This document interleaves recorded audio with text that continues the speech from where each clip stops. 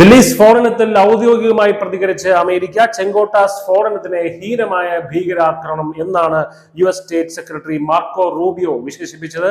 ഈ ഭീകരാക്രമണത്തിനെ പറ്റിയുള്ള അന്വേഷണത്തിന് ഇന്ത്യ ആവശ്യപ്പെടുകയാണെങ്കിൽ എല്ലാവിധ സഹായവും നൽകുമെന്നും അദ്ദേഹം വാഗ്ദാനം നൽകി.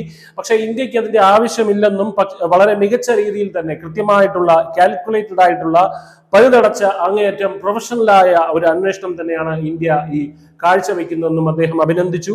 13 പേർ കൊല്ലപ്പെട്ട ദില്ലി സ്ഫോടനം വെറുമൊരു ഗ്യാസ് കുറ്റി പൊട്ടിത്തെറിച്ച ഒരു സ്ഫോടനമായിരുന്നുവെന്ന് കഴിഞ്ഞ ദിവസം പാക് പ്രതിരോധ മന്ത്രി ഖ്വാജ ആസിഫ് പറഞ്ഞിരുന്നു. എന്നാൽ ഖ്വാജ ആസിഫിന്റെ ഈ ഒരു പ്രസ്താവനയെ തള്ളിക്കൊണ്ട് മാർക്കോ റൂബിയോ പറഞ്ഞിരിക്കുകയാണ്, ദില്ലിയിൽ നടന്ന സ്ഫോടക വസ്തുക്കൾ നിറച്ച കാറായിരുന്നു ദില്ലിയിൽ പൊട്ടിത്തെറിച്ചത് എന്ന് അദ്ദേഹം വ്യക്തമായി ഒരു ഭീകരാക്രമണം തന്നെയായിരുന്നു അവിടെ നടന്നത് എന്നും മാർക്കോ റൂബിയോ പറഞ്ഞു. നയാഗ്രയിൽ G7 കൂടിക്കാഴ്ചയിൽ വെച്ച് വിദേശകാര്യമന്ത്രി S ജയശങ്കറുമായി അദ്ദേഹം കണ്ടുമുട്ടിയിരുന്നു.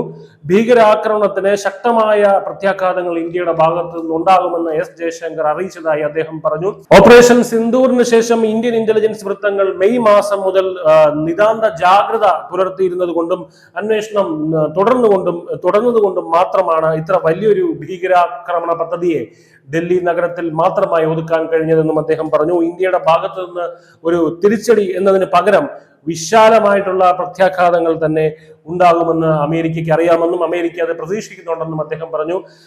അദ്ദേഹം ഓപ്പറേഷൻ സിന്ദൂർ 2.0 ഫ്ലാഗ് ഓഫിനെ പറ്റി തന്നെയാണ് ഇവിടെ സൂചനകൾ നൽകുന്നതെന്നുള്ള കാര്യം വ്യക്തമാണ്. എന്തായാലും ഏപ്രിൽ 22 പെഹൽഗാം ഭീകരാക്രമണത്തെ തുടർന്ന് പാകിസ്ഥാനിലെ ഭീകര കേന്ദ്രങ്ങൾ ലക്ഷ്യമിട്ടായിരുന്നു ഇന്ത്യ ഓപ്പറേഷൻ സിന്ദൂർ ആരംഭിച്ചത്. തുടർന്നത് പാകിസ്ഥാനിലെ സൈനിക കേന്ദ്രങ്ങളെ ആക്രമിക്കുന്നതിലേക്കും കടന്നിരുന്നു.